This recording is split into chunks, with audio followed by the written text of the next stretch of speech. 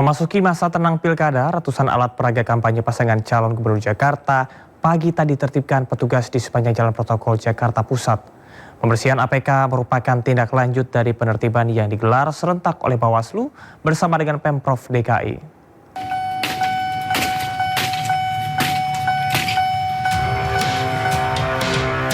Petugas gabungan dari Satpol PP dan PPSU Kelurahan Menteng melakukan penertiban alat peraga kampanye atau APK yang masih bertebaran di jalan-jalan ibu kota Minggu pagi.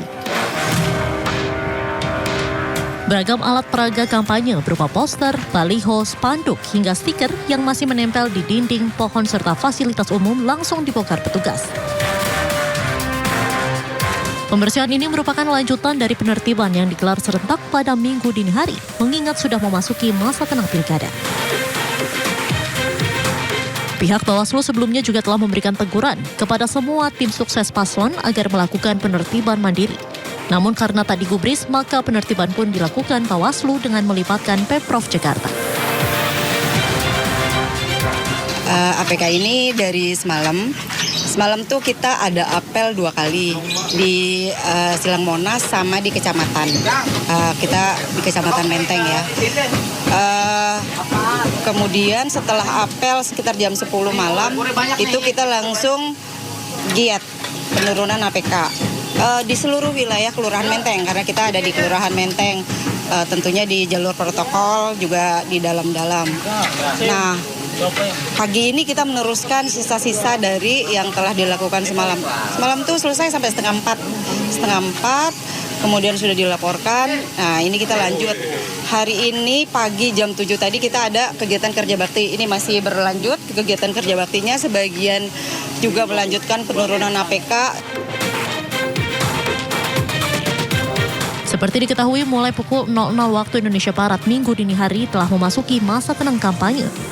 Masa tenang akan berlangsung selama 3 hari hingga pelaksanaan pemungutan suara pada Rabu 27 November 2024. Dari Jakarta, Randi Sanjaya, iNews melaporkan. Penertiban alat peraga kampanye sebagai komitmen memastikan pilkada berjalan sesuai aturan, serta menjunjung tinggi sportivitas menciptakan masa tenang yang tertib, aman, dan damai. Pemerintah kota juga akan menindak tegas bagi para ASN yang berkampanye di masa tenang.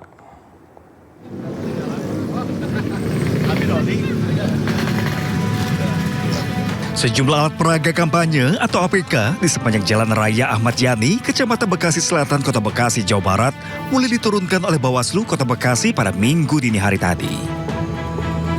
Penurunan APK juga dilakukan secara serentak di seluruh kecamatan dan juga kelurahan yang juga melibatkan KPU Kota Bekasi, Satpol PP, Dinas Perhubungan Kota Bekasi, Polres Metro Bekasi, dan juga TNI.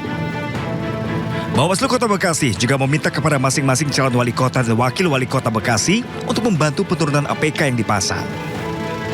Untuk sementara ini APK yang sudah ditertibkan ya, nantinya ditaruh di masing-masing kecamatan ya, maupun juga nanti di masing-masing kelurahan. Nantinya ada jangka waktu, kami juga menghimbau ke seluruh paslon ya, maupun juga tim kampanye maupun juga tim sukses untuk dapat diambil ya. Ada jangka waktunya, jika tidak diambil berarti nantinya berhak ya untuk kami tertibkan ya, ataupun kami usahakan. Pemerintah Kota Bekasi juga memastikan akan menindak tegas kepada ASN Kota Bekasi yang melakukan kampanye dan mendukung salah satu paslon di masa tenang. Senantiasa mengingatkan jajaran ASN dan PKK Kota Bekasi agar jangan sampai ikut politik praktis. Menurut saya tentu kalau tidak ada laporan dari rekan-rekan semua yang tidak tahu, kita juga intensif sudah mengingatkan. Berarti akan menindak tegas nggak Pak ketika ada ASN ataupun pejabat Pemkot yang melakukan? Ya pasti kita tindak tegas, apalagi kalau itu sudah rekomendasi.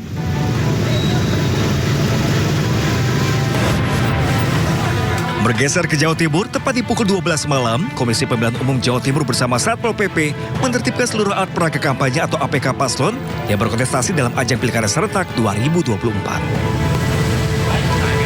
Penertiban mulai dari Jalan Panglima Sudirman menuju Jalan Darmo Surabaya. Tidak hanya petugas KPU dan Satpol PP, penertiban juga dibantu seluruh pendukung masing-masing paslon. Penertiban merupakan bagian dari upaya untuk menciptakan masa tenang yang kondusif menjelang pencoblosan Pilgub Jatim pada 27 November mendatang. Tim Liputan iNews melaporkan.